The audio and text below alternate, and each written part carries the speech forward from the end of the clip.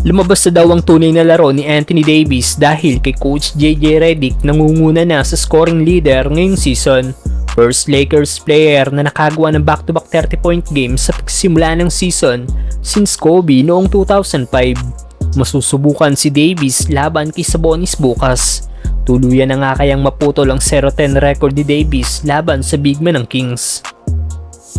Still undefeated pa rin nga po ang Lakers sa kanilang first 2 game ng regular season matapos sa talunin nila ang mga powerhouse team sa West na Minnesota Timberwolves at Phoenix Suns kanina. Rui, good fake, here he goes! Buhat mode nga po si Anthony Davis na back-to-back 30-point game ang ginawa. Dahil dito, record ito para sa Lakers big man bilang first Lakers na nakagawa ng back-to-back 30-point game sa pagsimula ng season. Huling nakagawa pa nito ay si Kobe noong 2005 pa. Laban sa Wolves, nagtapos si Anthony Davis sa may 36 points, 16 rebounds, 4 assists, 1 steal at 3 block shots. Laban naman sa Suns, gumawa si Davis ng 35 points, 8 rebounds, 4 assists, 1 steal at 2 block shots.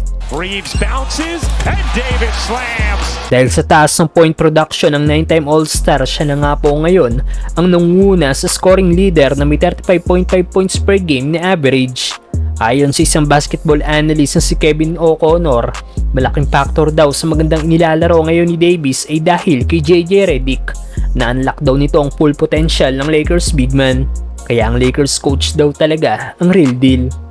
At makikita mo daw talaga ngayon na ibang offense na meron ng Lakers na kahit same pa rin ang roster ng team last season. Met by O'Neal. Davis insistent. Si JJ Redick daw talaga ang dahilan nito.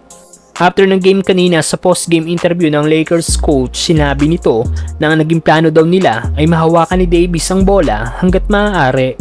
Masusubukan ng galing ni Anthony Davis dahil bukas makakalaban naman nila ang Sacramento Kings kung saan makakabangga nito ang big man na si Domantas Sabonis. Sira nga po ang laro ng Lakers big man kontra sa 3-time All-Star dahil sa last 3 matchup ng dalawa, nag-average lang si AD ng 15 points, 10 rebounds sa 2 assists. Ang matindi pa dito, hindi pa natatalo ni Davis si Sabonis sa kanyang NBA career. Dahil sa 10 beses na paghaharap ng dalawang big man, 0-10 nga po ang record dito ni Davis. Kaya magiging kabang-abang bukas kung magagawa ni Anthony Davis na magdomina ulit at putuli na ang kanyang losing streak kontra kay Sabonis. A little too jubilant. Oh, and then here you could see it coming, the drop back to AD. An exception. 0 points.